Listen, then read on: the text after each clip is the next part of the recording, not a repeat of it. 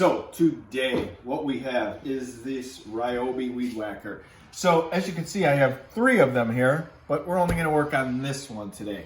So one thing about these weed whackers is you get about, I was told from a guy a while back that you get about 30 hours out of these carburetors. It's pretty wild.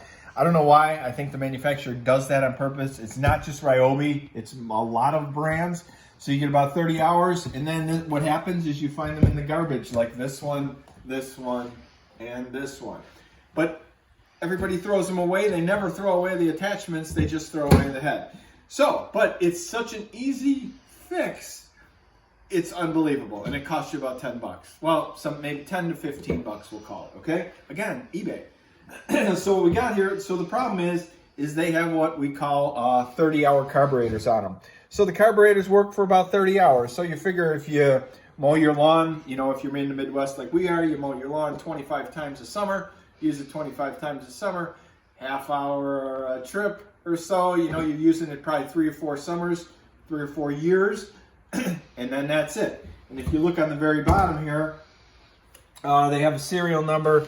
They have the date that's manufactured, 2017. So there you go. That's about 4 or 5 years or so. Thing doesn't run anymore. People try and start them in the spring, and bada boom, there you have it. So anyway, so first thing we got to do is, well, I already have in hand here a new carburetor for it. Again, eBay, best place to go for these. They get them mostly out of California.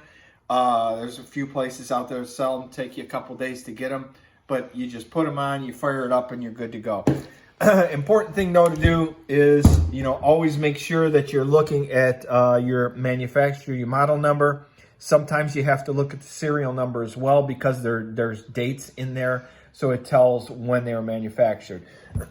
So today, this is the Ryobi. It's a full crank 2-cycle.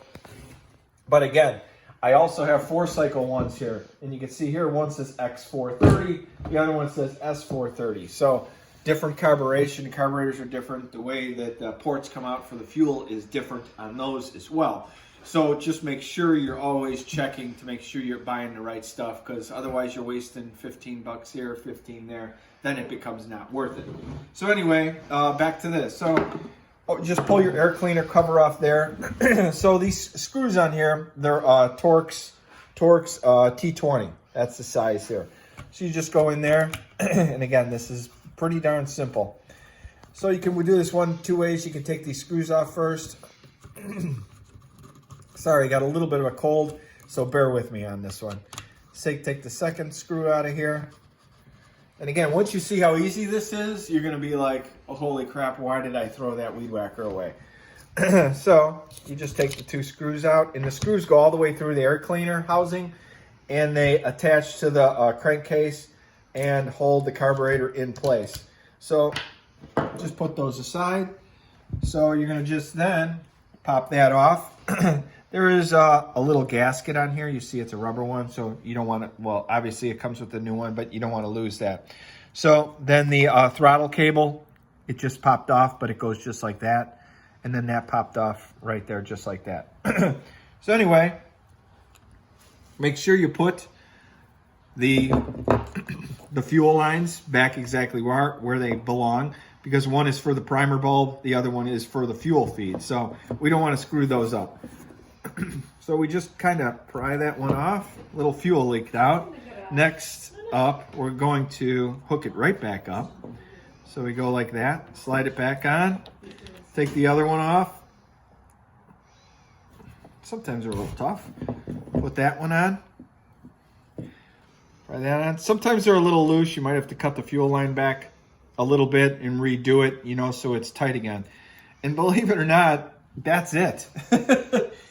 And we find these thrown away all the time, and it's a $13 fix instead of having to buy another $150 head for this.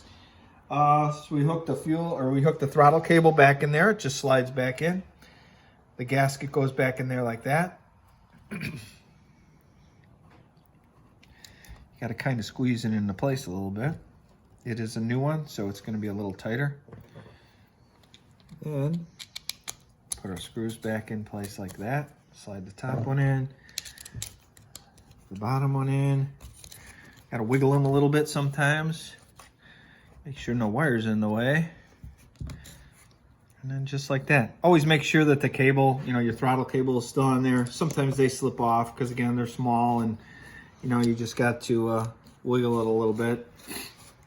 So, again, just tighten it back up. You know, I imagine there might be a torque spec on them, but I just kind of, you know, just use my better judgment on it. Don't go crazy. You know, it isn't like you got to crank it on there. You don't have to go nuts. You just want to get it nice and snug so that you don't have any air leaks back there, and then you should be good to go. So get a little crank like that. So old carb, new carb. What did that take me?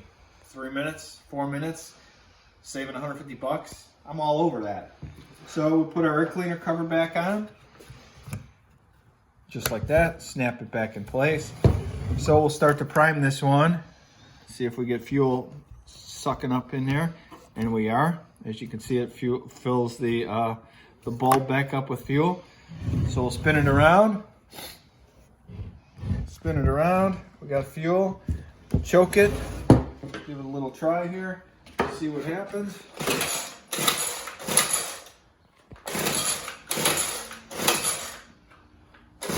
Sometimes it takes a few pulls for the fuel to start to work through the carburetor as well.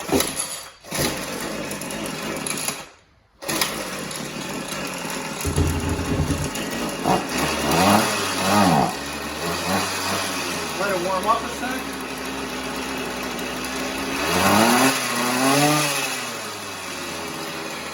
Runs like it was brand new. So again, there's no missing.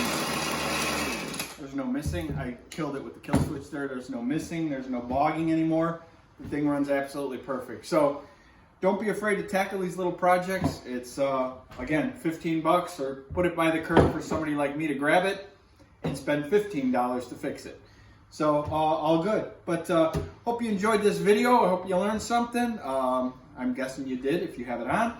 Other than that, we do have a couple of, I have a carburetor coming for this one as well, and this one. Again, these are 4-cycle or 4-stroke motors. So, and actually there's 2 different carburetors for each one of these too. So I had to order 2 separate ones, again, off eBay. So my next video, I'm not going to be doing carburation, but stay tuned for Mike's How To. I'm going to show you how to fix the recoil. As you can see, the handle is not here. So I actually have the handle on the workbench, but I'm going to show you how to take this housing apart, recoil the recoil, and re-rope or re-handle the recoil, put it back together, and fire it up. But again, thanks for watching Mike's How To. I hope you learned something today, and we'll see you next time.